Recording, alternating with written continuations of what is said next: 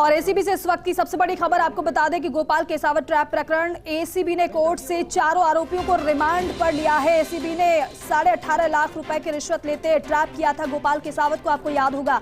Court ने चारों को सौंपा है 3 दिन के एसीबी रिमांड पर और इस मामले में नया आईओ भी नियुक्त एएसपी विजय सिंह को बनाया गया है मामले का इन्वेस्टिगेशन अधिकारी। ये बड़ी खबर आपको दे रहे हैं। गोपाल केसावत ये पूरा मामला है जिसको ट्रैप किया गया था। इस वक्त की सबसे बड़ी खबर आपको बता रहे हैं, गोपाल केसावत ट्रैप प्रकरण एसीबी ने कोर्ट से चारों आरोपियों को रिमांड पर लिया है। एसीबी ने 18.5 लाख रुपए की रिश्वत लेते ट्रैप किया था। कोर्ट ने चारों को 3 दिन के एसीबी रिमांड पर दिया है और इस मामले में नया आईओ भी नियुक्त किया है।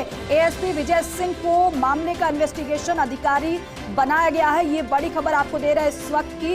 अब एसीबी को हालांकि रिमांड मिल गई है इन आरोपियों की, अब लगातार इनसे पूछताछ की जाएगी। लेकिन सबसे बड़ी बात यह है कि और कौन कौन लोग इस पूरे मामले में शामिल हैं, इसका भी अब खुलासा जल्दी हो जाएगा। गोपाल केसावत ट्रैप ये प्रकरण पूरा मामला है।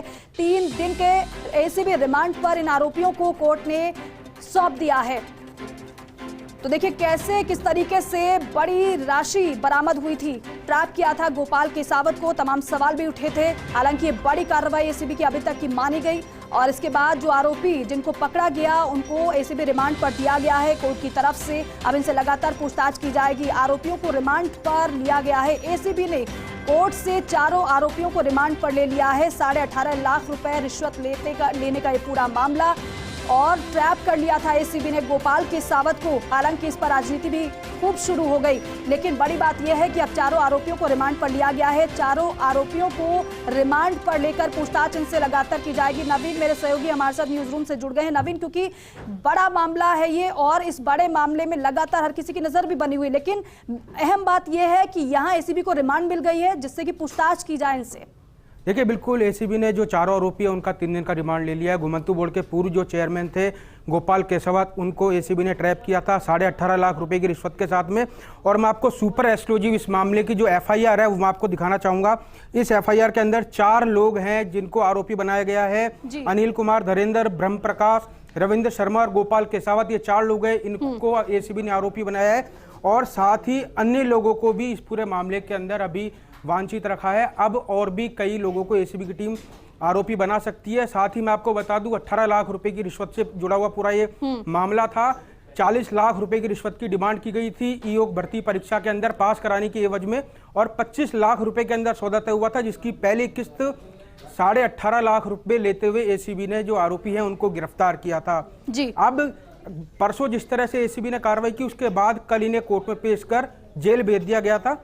आज फिर एसीबी की टीम है, उनको दोबारा एसीबी ने कोर्ट से रिमांड मांगा और 4 दिन का रिमांड, जो 5 दिन का रिमांड एसीबी की तरफ से मांगा गया था उसके अंदर 3 दिन का रिमांड एसीबी को मिला है।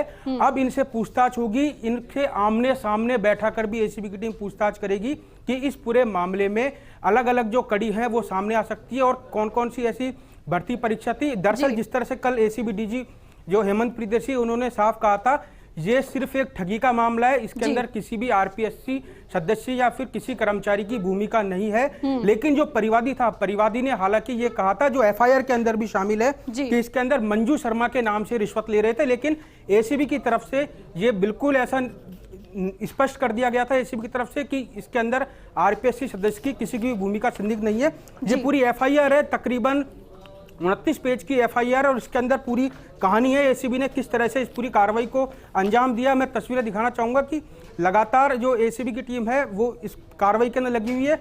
जो चारों आरोपी थे उनके मोबाइल भी एसीबी ने जब्त किए थे और जब्त करने के बाद में इनके मोबाइल को एफएसएल के लिए भेजा गया है और इनकी जो व्हाट्सएप चैट और इनकी जो सीडीआर कॉल डिटेल वो भी एसीबी की टीम खंगाल रही है। संभवतः एसीबी ने ये सारी चीजें आज खंगाल ली और उसके बाद में आज चारों आरोपियों को एसीबी ने जो रिमांड पर ले लिया है। 3 दिन तक उनसे पूछताछ होगी। 20 तारीख तक ये एसीबी की रिमांड पर हैं और अब और भी कई खुलासे होना इस पूरे मामले के अंदर बाकी हैं। हो सकता है ये जो जिस तरह से ठगी का ये गिरोह था इसके अंदर और भी कई लोग शामिल हो सकते हैं। फिलहाल ये 4 लोगों को एसीबी ने गिरफ्तार किया था। उसके बाद अब इस पूरे मामले के अंदर आपको बता दूं नए आईओ को नियुक्त किया गया है। एडिशनल एसपी हैं विजय सिंह मीणा। अब वो इस पूरे मामले की अब जांच करेंगे। फिलहाल ये पूरी कार्रवाई चल रही है जी। नवीन, एक बात और, क्योंकि आप ये बता रहे हैं कि चारों के अलावा भी कुछ लोग ऐसे बताए जा रहे हैं जिन पर संदेह है, जो संदिग्ध नजर आ रहे हैं, तो क्या इस एफआईआर कॉपी में जो आपके इस वक्त हाथ में है उनका भी इसमें नाम है या फिर ये इन्वेस्टिगेशन का विषय है? देखिए, ये इन्वेस्टिगेशन का पूरा विषय है। इसके अंदर जो परिवादी के मोबाइल नंबर पर जो ब्रह्मप्रकाश है, आरोपी है, उसके मोबाइल से कॉल आया, पूरी वार्ता इसके अंदर है। और जो संदिग्ध आरोपी था अनिल कुमार धरेंद्र, उसको भी एसीबी ने गिरफ्तार कर लिया। और इनके जो लैपटॉप्स और एक जो गोपाल केसावत है, उसके घर पर एसीबी ने जो सीसीटीवी लगा था उसको भी जब्त किया है। उसकी जो डीवीआर है उसको भी एसीबी ने जब्त की है। और उसकी भी जांच पड़ताल की जा रही है कि जो गोपाल केसावत है उसके घर पर मिलने के लिए कौन कौन आता था। वो अब सभी चीजों का एसीबी की टीम पता लगा रही है। उसके बाद और भी खुलासे हो सकते हैं। फिलहाल ये आज की सबसे बड़ी खबर है कि एसीबी ने इन चारों घूसखोर थे जिनको गिरफ्तार किया था, उसको दोबारा से आज रिमांड पर ले लिया है। जी बिल्कुल नवीन, और ये बात बेहद महत्वपूर्ण है क्योंकि जिस तरीके से आप बता रहे हैं कि रिमांड मिलना बेहद अहम है, क्योंकि 3 दिनों तक लगातार इनसे पूछताछ की जाएगी। लेकिन जिस तरीके से हेमंत प्रियदर्शी की तरफ से प्रेस कॉन्फ्रेंस जब की गई थी, उन्होंने यही कहा था कि अभी ये नहीं पता चल पाया किस तरीके से जो अभ्यर्थी थे इनके निशाने पर रहते थे, क्या ये सूची बनाते थे या फिर सोशल मीडिया के माध्यम से ये नजर रखते थे कि कौन कौन एग्जाम देने वाला है। तो अब इस पूरे मामले का भी खुलासा हो जाएगा। देखिए, एफआईआर के अंदर एक बड़ी इनपुट मैं आपको दे दूं, 50,000 रुपए की जो घूस की राशि है, वो जो एक नंबर है रविंद्र शर्मा, उसके मोबाइल नंबर पर 50,000 रुपए भी ट्रांसफर किए गए थे परिवादी द्वारा। और उसके जो बैंक अकाउंट नंबर है, उसका टीआईडी नंबर है, जिसका खाता धारक का नाम महेश कुमार है, उसके नंबर पर ये पूरे पैसे ट्रांसफर किए गए थे। यानी घूसखोरी भी ये ऑनलाइन तरीके से 50,000 रुपए पहले ले चुके थे और उसके बाद में 18.5 लाख रुपए की घूस की राशि लेते हुए एसीबी ने इनको गिरफ्तार किया था। इसी के साथ आपको बता दूं कि लगातार एसीबी की टीम पिछले 5-6 दिनों से इस पूरी कार्रवाई के अंदर लगी हुई थी और गवाह थे, गवाहों के सामने एसीबी की टीम ने इस पूरी कार्रवाई को अंजाम दिया है। गोपाल केसावत को जब एसीबी ने पकड़ा तो उसके पास से 7.5 लाख रुपए जो रविंद्र ने गोपाल केसावत को दिए थे, और उसके बाद में जब वो उस समय नोट गिनने का काम कर रहा था और परिवादी से कह रहा था कि मुझे इसके अंदर कुछ नोट हैं, वो थोड़े नकली टाइप के लग रहे हैं। हालांकि जो एसीबी सूत्र में बता रहे हैं उसके अंदर कुछ राशि 1.5 लाख रुपए असली नोट थे और बाकी की राशि डमी करेंसी थी। बिल्कुल बेहद नवीन, ये बेहद अहम रहने वाला है कि 3 दिनों तक लगातार पूछताछ, और लेकिन साथ ही साथ सबसे बड़ी बात यह है कि फोन को भी खंगाला जा रहा है, कौन कौन इनके कांटेक्ट में था, किस किस तरीके से इन्होंने बातचीत की थी। आपका बहुत शुक्रिया पूरी जानकारी के लिए।